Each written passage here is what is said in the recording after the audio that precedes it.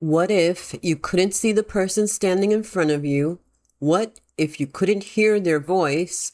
What if the world around you was almost completely cut off and you couldn't tell anyone what you were thinking, what you needed, or how you felt? Now imagine being only a small child and living that way.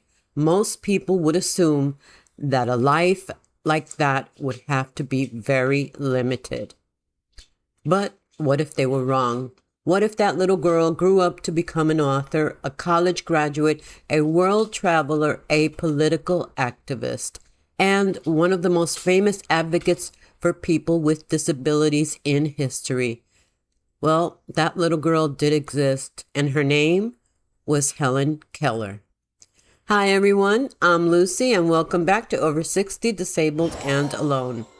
If you've been following my channel, you know that I started a special series called The Over 60 and Disabled Heroes Who Changed History. And I'm doing this series for a very personal reason, because I believe we don't talk enough about people who lived with disabilities, people who were underestimated, people who were told directly or indirectly that their lives would be smaller because of their circumstances. And I especially want to tell these stories for those of us who are older, disabled, living alone, or simply wondering whether we still have something meaningful to contribute. Because sometimes history gives us a person who reminds us that a disability is not the same as a lack of ability. And today we're talking about one of the most remarkable women who ever lived, Helen Keller. But I don't want to tell you only the story you've probably heard before. I don't want to stop at the famous water pump or the moment when Sullivan spelled a word into a little girl's hand, because that was only the beginning. Helen Keller went on to live an extraordinary adult life, and some of the most important parts of her story are the parts people don't talk about nearly enough. So let's go back to the beginning. Chapter 1, The Little Girl at Ivy Green. Helen Adams Keller was born on June 27, 1880, in Tuscumbia, Alabama. She was born at a family home called Ivy Green, and when Helen entered the world, there was no reason for anyone to think her life would be unusual. She was a healthy baby. Her parents were Kate Adams Keller and Arthur Keller. Her father edited a local newspaper, and the Keller family lived in a world very different from the one we know today. There were no smartphones, no internet, no television, and certainly no technology that could easily connect a child who couldn't see or hear with the world around her. For the first 19 months of her life, Helen could see and she could hear. She could respond to the people around her. She was a normal little baby, learning about the world.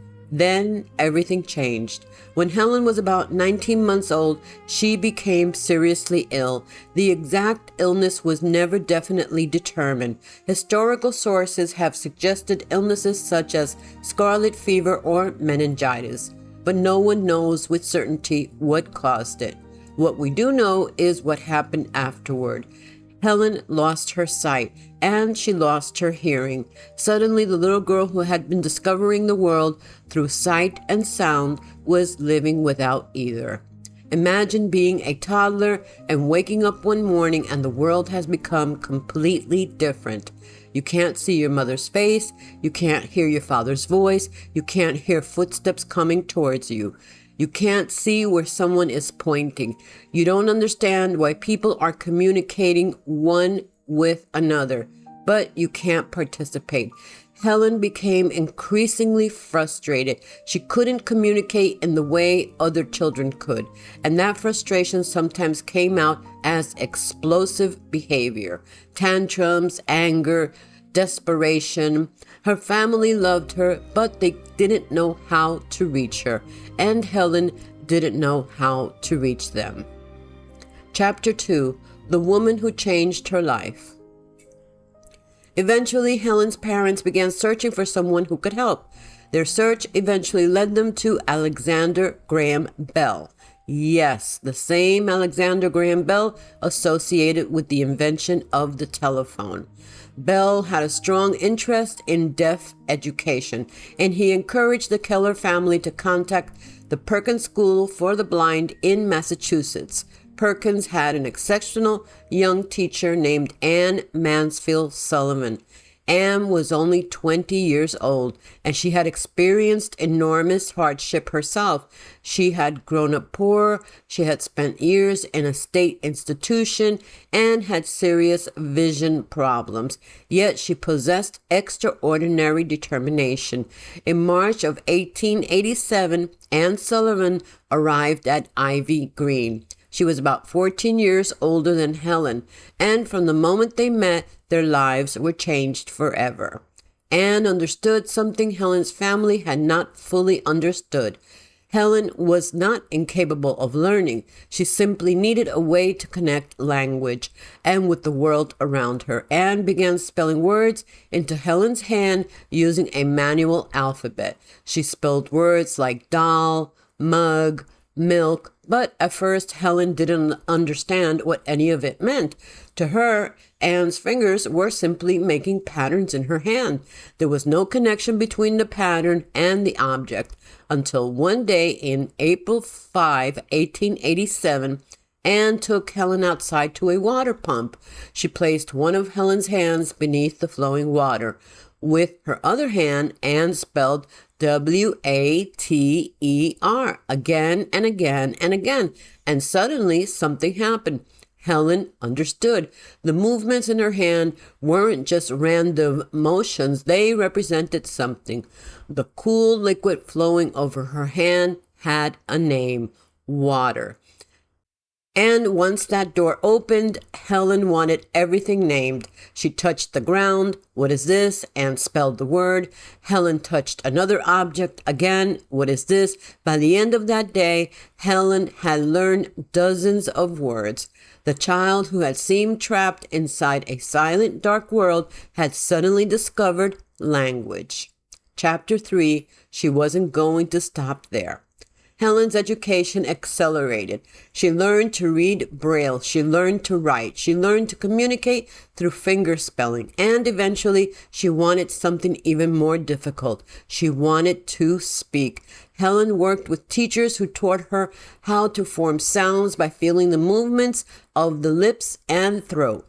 Her speech would remain difficult for many people to understand, but Helen was not interested in what other people thought was possible. She wanted to communicate, and she kept trying. Then came another enormous challenge: college. Helen wanted an education, not a simplified education, not a special little curriculum created because people thought she couldn't handle more. She wanted to attend college, and she did. In 1900, Helen Keller entered Radcliffe College. Think about that, a young woman who was deaf-blind, entering one of the most demanding educational environments in the country at a time when women themselves faced enormous barriers in higher education. Anne Sullivan worked beside her throughout her education, spelling lectures and reading material into Helen's hand. Helen studied history, literature, philosophy, languages, and everything else expected of a college student.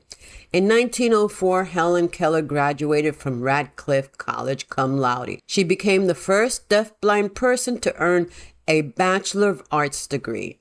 And she wasn't finished. Helen became an author. Her autobiography, The Story of My Life, was published in the early 1900s. It would eventually be translated into dozens of languages. She went on to write many more books, as well as hundreds of speeches and essays. She communicated through the written word, and she became remarkably skilled at using that voice. But then something happened that many people don't realize. Helen Keller stopped being simply an inspirational story. She became an activist. Chapter 4, the Helen Keller people don't always talk about.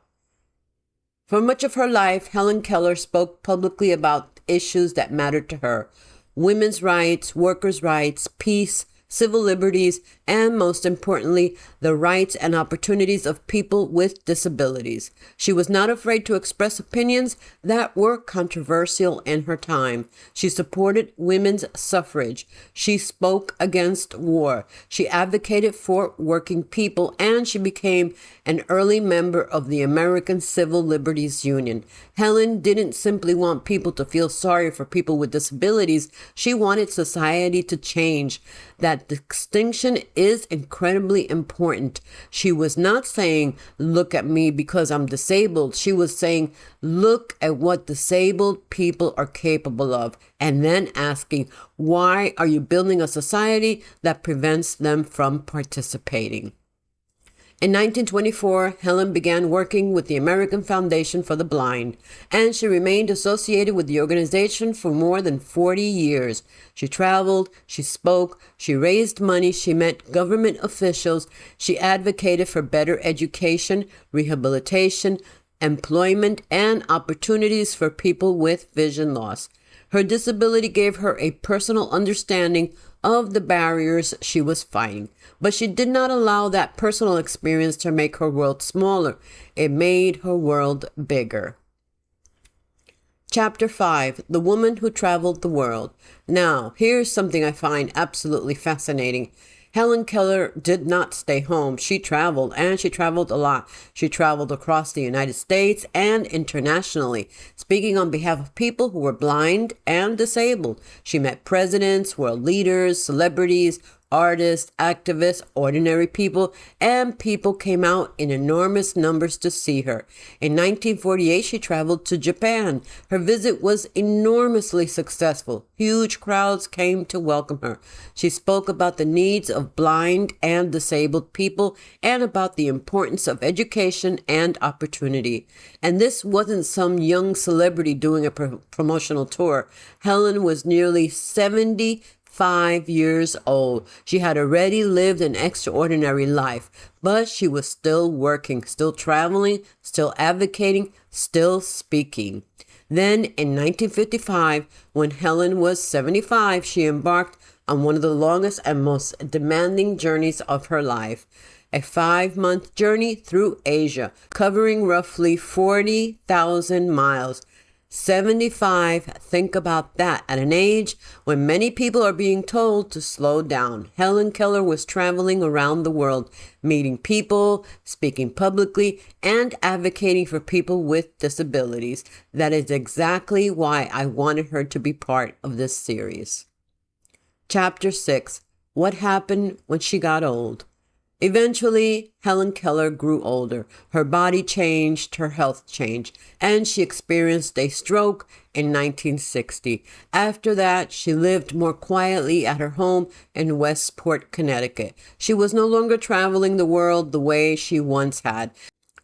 But even then, her legacy was enormous. She had already spent decades changing how people thought about blindness, deafness, and disability. And perhaps one of the most important things she accomplished was changing the expectations placed upon disabled people. She showed the world that disability and intelligence can exist together. That disability and ambition can exist together.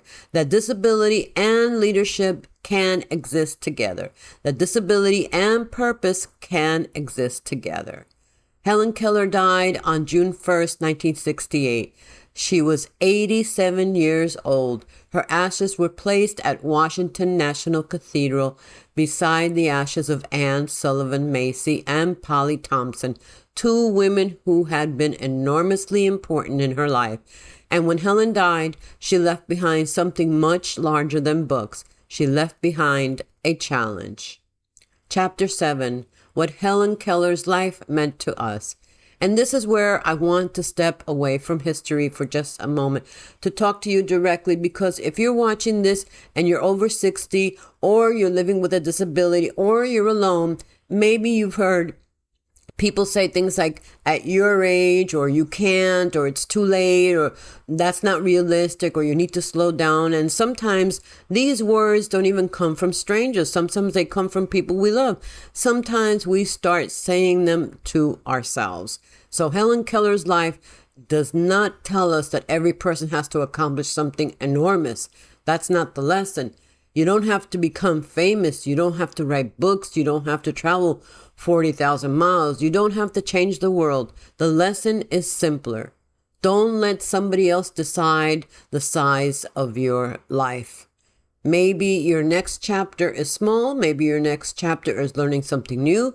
Maybe it's starting a new project. Maybe it's writing down your memories. Maybe it's volunteering. Maybe it's caring for an animal. Maybe it's helping another person who feels alone. Maybe it's simply getting through another difficult day and waking up tomorrow and trying again. That matters too. Helen Keller was once a little girl trapped inside a world she couldn't understand. And then someone reached through the darkness and gave her language. Helen took that language and used it to speak for herself. Then she used that voice to speak for other people. And that may be her greatest legacy. My final thoughts: there is a sentence attributed to Helen Keller that I think is especially meaningful for this series. Life is either a daring adventure or nothing.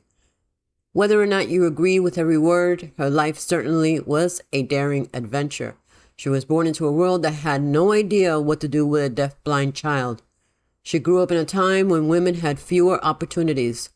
She lived with disability in an era that society often underestimated disabled people, and yet she became an educated woman, an author, an activist, a world traveler, and an advocate whose work continued for decades. And that's why, as we continue our series, The Over 60 and Disabled Heroes Who Changed History, I want you to remember something. These aren't stories about perfect people. These stories are about human beings, people who struggled, people who faced obstacles, people whose lives didn't always go according to plan, but they kept moving forward. And sometimes that's what courage looks like. Not standing on top of a mountain with the whole world cheering. Sometimes courage is simply getting up when nobody is cheering. Sometimes it's saying, I'm still here. And sometimes that's enough to begin an entirely new chapter. So Helen Keller, the little girl who couldn't see or hear, became the woman whose words the world could hear. And perhaps that's the most beautiful part of her story. She didn't allow the world to define her by what she couldn't do. She spent her life showing people what she could. So my friends, thank you for spending this time with me. If you enjoyed this episode of Over 60 Disabled and Alone, please kindly give this video a like, subscribe to my channel, and become part of our growing community. And I have a question for you. What is something you've been told you are too old, too disabled, or too late to do that you still secretly wish you could try? I'd really love to hear your answer, because you never know, your comment might be exactly what another person needs to read today. Until next time, take care of yourself, be gentle with yourself, and remember, your age is not the end of your story. Sometimes it's simply the beginning of the chapter you haven't written yet. So God bless you, and I'll see you in the next episode.